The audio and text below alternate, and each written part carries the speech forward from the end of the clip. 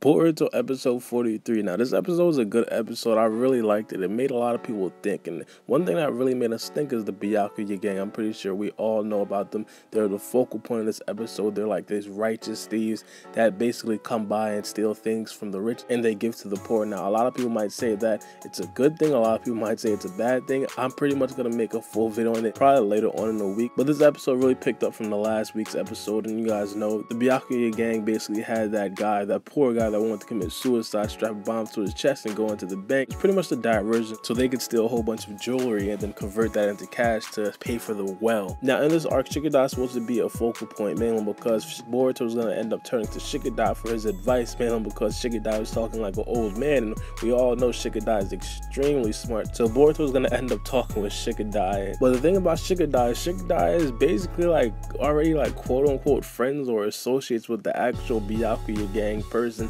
that stole the diamonds. I'm pretty sure you guys know it was this guy right here. He's the guy behind the mask. If you guys didn't know, just go back and watch it. I'm pretty sure it's made very apparent throughout the episode, especially at the end of the episode when we seen him go back to his father, or it could be his master or something like that, but he goes back to him and we kind of understood that it was really implied that it was him.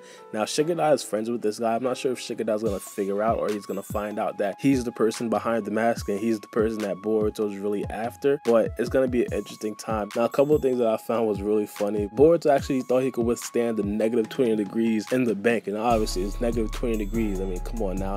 Outside is like 30 degrees Fahrenheit and I can't even walk around freely without feeling like I'm freezing. But the confrontation was a big point in this episode. As you guys know, Boruto pretty much dressed up as the person that wanted to actually buy the jewelry from the righteous thieves. And before I even talk about that, one of the most interesting parts, or one of the most interesting things about this episode was Dr. K. Now Dr. K was brought into this episode. A lot of people felt that it was in this episode that he was supposed to be casted under a genjutsu, and it was not actually the case. If you guys didn't know, some pictures always released like a day before the actual episode releases, and it was these pictures that were released, and a lot of people felt that since we have these hooded men, a lot of people thought that they could be the kata. A lot of people felt that Al was going to be in this episode as well, and Al was going to eventually place Dr. K under the genjutsu, and this was where the kata is going to be introduced in terms of the anime, but that was not actually the case. So the only thing that he really helped Boruto with was actually finding out where the person was and how he could possibly get in touch with him. Now Boruto goes to meet this guy. Now I didn't know that Boruto was a person in the hood. A lot of people were speculating that it could be Kawaki. A lot of people were speculating that it could be somebody from the kata. But when I actually seen the yellow hairs from Boruto, I thought to think to myself like, whoa,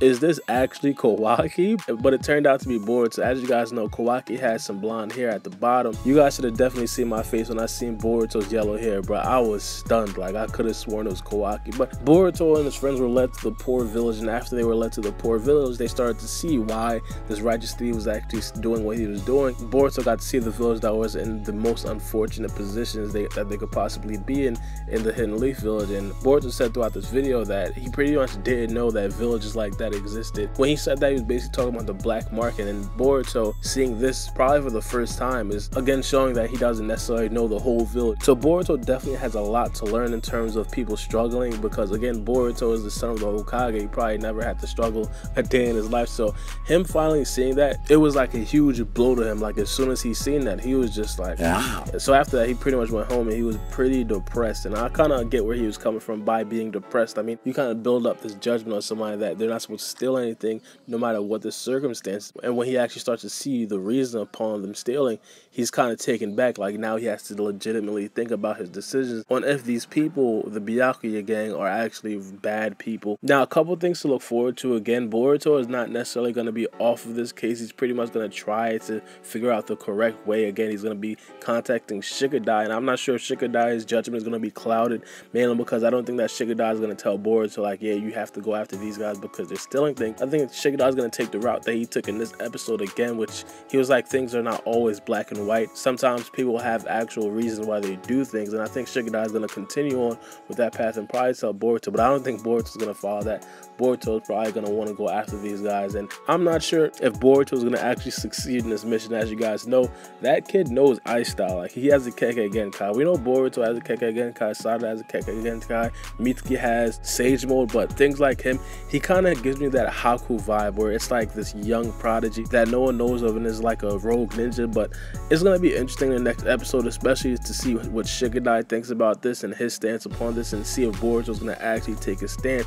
Now again, I'll probably give my review, I'll probably give my ideas upon what's to happen to this quote-unquote Byakuya gang, if I do support what they're doing or if I do not support what they're doing, in a later video. But let me know what you guys think in the comment section below. Do you guys think that Boruto is gonna end up going after this Byakuya gang, and what are your thoughts on the Byakuya gang? Because the answers for a lot of people would vary on this situation depending on where they grew up and how they grew up and the certain circumstances that they grew up in.